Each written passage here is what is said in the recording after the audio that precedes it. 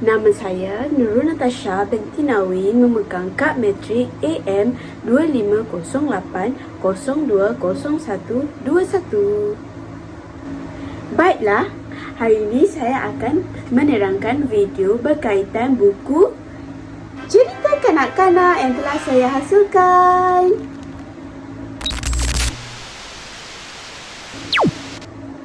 Tajuk buku cerita yang saya hasilkan ialah Si Shasha yang Kuat Makan, di mana seorang kanak-kanak perempuan yang bernama Shasha, dia comel dan disayangi oleh ibu bapanya.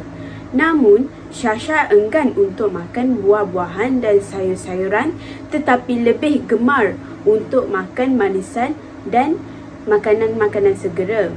Lalu, sesuatu menimpa Shasha seperti jatuh sakit dan naik berat badan, dan lebih senang diterjemahkan sebagai obesiti.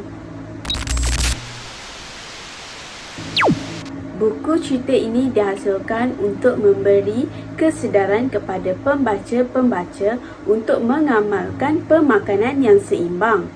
Buku ini juga menanamkan nilai tanggungjawab terhadap diri sendiri dan menekankan pentingnya menjaga pemakanan yang sihat untuk mengekalkan diri sihat dan cergas.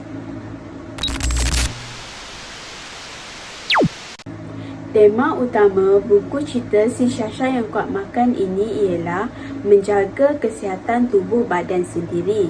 Selain itu, tema sampingan bagi buku ini ialah kasih sayang ibu bapa. Buku ini disasarkan kepada kanak-kanak 5 tahun hingga 9 tahun. Kerana peringkat umur ini, kanak-kanak sedang membina asas dalam pembentukan tabiat makanan dan gaya hidup mereka. Setiap halaman buku cerita ini dipenuhi dengan gambar berwarna yang menggambarkan watak dan situasi dengan lebih jelas untuk menarik minat kanak-kanak. Selain itu, dialog yang ringkas dan secara berulang untuk memudahkan kemahiran membaca dan senang untuk mengingati babak-babak yang dijelaskan. Saya menggunakan aplikasi Cici AI untuk mendapatkan gambar yang cantik dan menarik.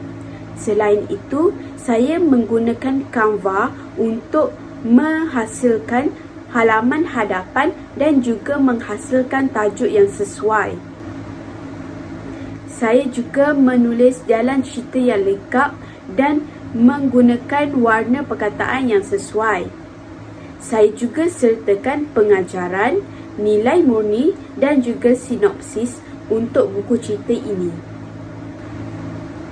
Setelah berjaya melengkapkan semua jalan cerita, saya mencetak serta melaminasi semua halaman buku cerita Si Shasha yang Kuat Makan ini. Setelah selesai, saya menampalkan bahagian hadapan dan belakang buku cerita.